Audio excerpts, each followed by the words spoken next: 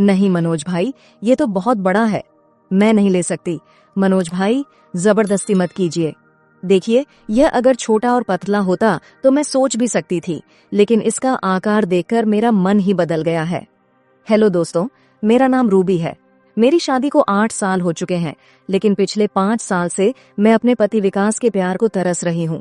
वह नौकरी के सिलसिले में विदेश चले गए और अब तक वापस नहीं आए। हमारे एक 15 साल के बेटे प्रेम को मैंने हॉस्टल में डाल दिया है ताकि उसकी पढ़ाई प्रभावित ना हो। घर में बस मैं अकेली हूँ। 2 साल पहले मैंने अपना समय बिताने के लिए एक सैलून खोल लिया था। दिन भर ग्राहकों की वजह से मेरा ध्यान बंटता रहता, लेकिन रात में जब मैं अपने बिस्तर पर होती तो मेरा दिल विकास के लिए तड़पने लगता। मैं चाहती कि वह मेरे पास होते तो मुझे बाहों में भरकर प्यार करते। कभी कभी ख्याल आता कि मैं उनकी जगह किसी और को दे दूं, लेकिन फिर अपने आप को संभाल लेती। रातों में जब तन्हाई बढ़ जाती तो मैं अपने ही हाथों से अपने दर्द का हल निकालने की कोशिश करती, लेकिन उस रात कुछ अलग था। मेरी बेचैनी हद से ज्यादा बढ़ गई थी। किसी भी तरह का तरीका काम नहीं कर रहा था और मेरा दिल कुछ ऐसा चाहता था जो मैं उसे दे नहीं सकती थी।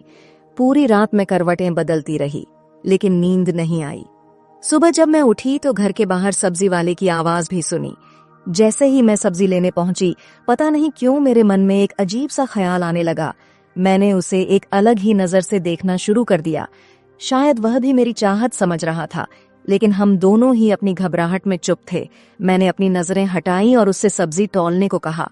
वह थोड़ा हड़बड़ा गया और जल्दी जल्दी सब्जियां तौल दिया।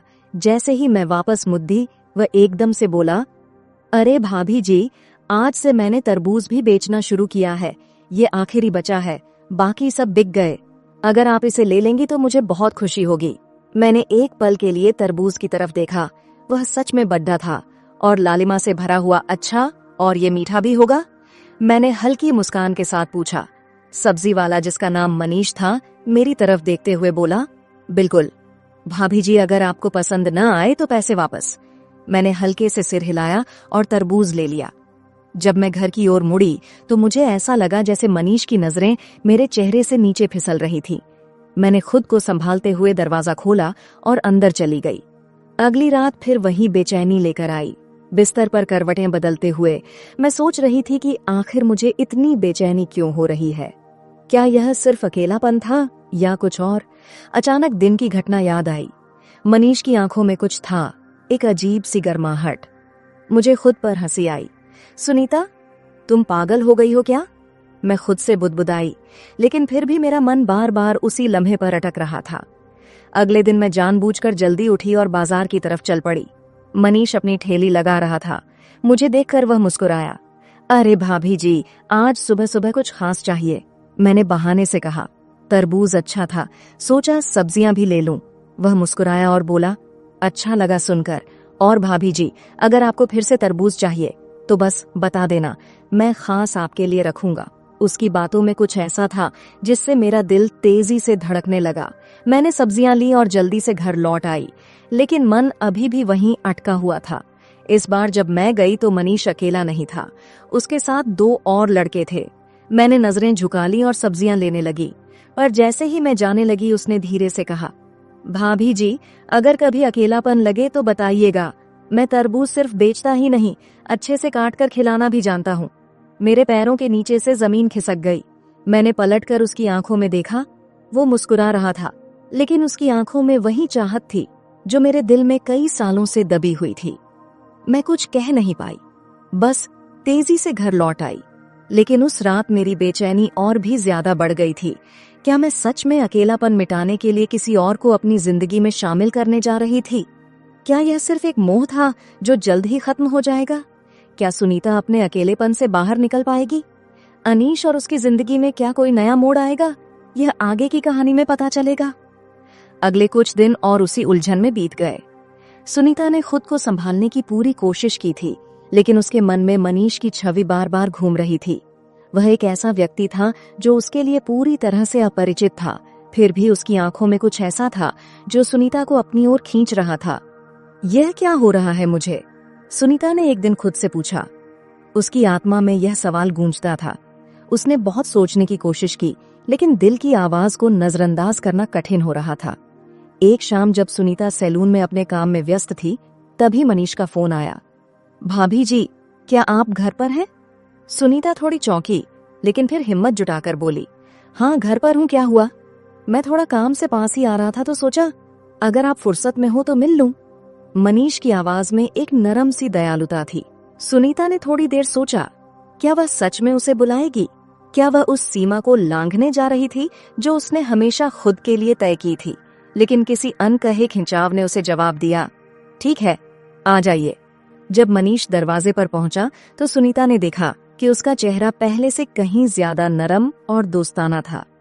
आइए, क्या लाए हैं? सुनीता ने उसका स्वागत किया। मनीष ने हल्की मुस्कान के साथ कहा, कुछ नहीं, बस सोचा आपको देख लूं। वह दोनों कुछ देर तक बातें करते रहे। मनीष ने सुनीता से उसके सैलून के बारे में पूछा और सुनीता ने उसकी जिंदगी के छोटे छोटे किस्से सुने। धीरे धीरे मनीष ने अपनी दूरी खत्म की और सुनीता के करीब बैठ गया। उस क्षण में सुनीता को लगा जैसे उसका दिल तेजी से धड़कने लगा हो। उसने खुद को रोकने की कोशिश की, लेकिन फिर भी एक नजदीकी का एहसास दिल में घुस रहा था। मनीष की आंखों में अब कोई संकोच नहीं था। वह उसे एक अलग ही नजर से देख रहा था। क्या तुम अकेली नहीं होती? मनीष ने अचानक पूछा। यह सवाल सुनीता को चौंका दिया। क्या मतलब? सुनीता की आवाज में थोड़ी बेचैनी थी। बस ऐसा ही लगा। तुम खुद को और भी बेहतर समझने लायक हो, मनीष ने धीरे से कहा। सुनीता का दिल धड़कने लगा। यह तो वही सवाल था जिसे उसने खुद से कभी नहीं पूछा था। क्या वह सच में खुद को बेहतर समझने लायक महसूस करती थी? क्या वह अब तक खुद को सिर्फ विकास की पत्नी और बेटे की मां के रूप में देखती आई थी और खुद को कभी नहीं पहचाना था? लेकिन वह मनीष के करीब बैठने से डरती थी। वह नहीं चाहती थी कि किसी और के साथ वह वही महसूस करे जो उसने कभी अपने पति विकास के लिए महसूस किया था। मुझे लगता है कि मैं समझ नहीं पा रही हूँ कि क्या सही है, सुनीता ने खुद को सच बता दिया। अभी कोई जल्दी नहीं है, मनीष ने उसे शांत करने की कोशिश की। बस अगर तुम चाहो तो मैं तुम्हारे पास रह सकता हूँ। मैं समझ सकता हूँ कि तुम क्या महसूस कर रही हो। उसने धीरे से सुनीता का हाथ थाम लिया। सुनीता का दिल फिर से तेजी से धड़कने लगा। वह इस नए एहसास को महसूस कर रही थी। लेकिन क्या यह रास्ता सही था? क्या तुम्हें सच में लगता है कि हम दोनों कुछ और बन सकते हैं? सुनीता ने एक हल्की सी मुस्कान के साथ पूछा। मनीष ने उसकी आंखों में देखा और बिना कुछ कहे बस हल्की सी नजर से जवाब दिया। कहीं यह मुलाकात सुनीता के जीवन को एक नया मोड़ देने वाली है। मनीष और सुनीता के बीच यह रिश्ता किस दिशा में जाएगा? क्या वह कभी विकास को भूल पाएगी? क्या वह अपनी नई राह पर चलने के लिए तैयार है? सुनीता ने धीरे धीरे अपनी आंखें बंद की, जैसे अपने भीतर की आवाज सुनने की कोशिश कर रही हो। मनीष का हाथ उसके हाथ में था और उसकी छुआ ने कुछ ऐसा महसूस कराया जो सुनीता ने लंबे समय से नहीं महसूस किया था। एक अंतरंगता, एक अजनबी की तरह ना सही, लेकिन एक सजीव संबंध का एहसास। वह मनीष की नजरों में कुछ और ही देख रही थी। वह उसे न सिर्फ एक दोस्त की तरह देख रहा था, बल्कि उसमें कुछ और था, कुछ गहरा और सच्चा। सुनीता के मन में उलझन थी, लेकिन उसका दिल कह रहा था कि वह सही रास्ते पर है। क्या तुम सच में मुझे समझ पाओगे? सुनीता ने हल्की आवाज में पूछा। मैं सिर्फ तुम्हारा साथ चाहता हूँ, रूबी जी, मनीष ने सीधे और सच्चे शब्दों में जवाब दिया। मैंने तुम्हें कभी खुद से ज्यादा जरूरत नहीं समझी। सिर्फ तुम्हारा हाथ पकड़ना और तुम्हारे साथ कुछ पल बिताना चाहता हूँ, चाहे कुछ भी हो। सुनीता का दिल और भी तेजी से धड़कने लगा। वह महसूस कर रही थी कि यह वही सुकून था जो उसने कभी अपने जीवन में महसूस नहीं किया था।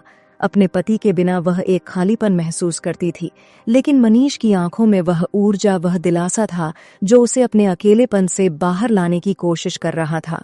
उसने खुद से सवाल किया, क्या वह विकास के बिना किसी और के करीब जा सकती थी? क्या वह खुद को मनीष के साथ सहज महसूस कर सकती थी?